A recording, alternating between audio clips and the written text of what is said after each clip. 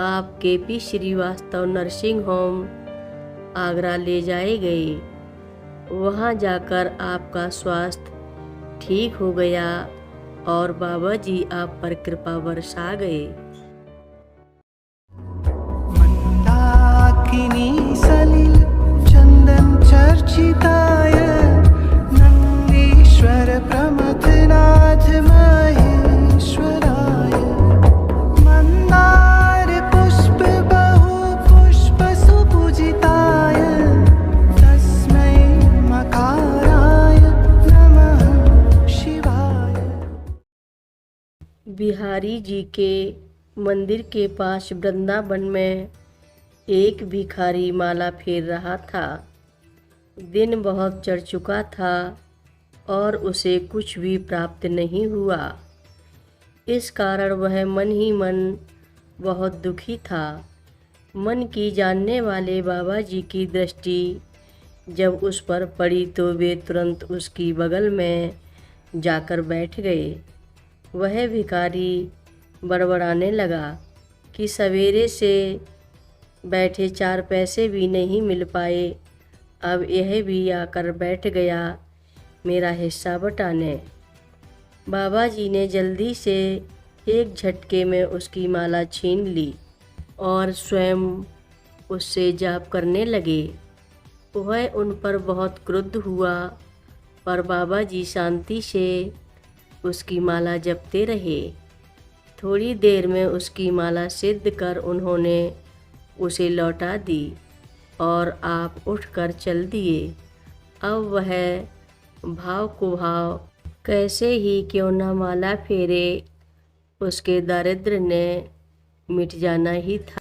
एक बार फिर घटना 30 सितंबर 1987 की है।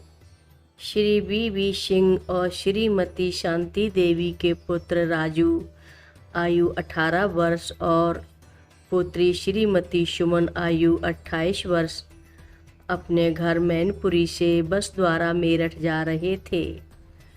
मार्ग में एटा जिले की छनैना नहर के पास इनकी बस क्षतिग्रस्त हो गई। इस दुर्घटना से बस में बैठे अनेक लोग घायल हो गए। राजू के सिर और हाथ में भीषण चोट आई और वह अचेत हो गया। सुमन जी को साधारण चोट आई, पर वे भाई की चोट से घबरा उठीं। उस असहाय स्थिति में आप रोती हुई आर्तभाव से आपने बाबा नीब करोरी जी को याद करने लगीं। यद्यपि बाबा जी ने 14 वर्ष पूर्व अपना शरीर शांत कर दिया था, पर आज सुमन जी की पुकार पर उन्हें सशरीर प्रकट होना पड़ा।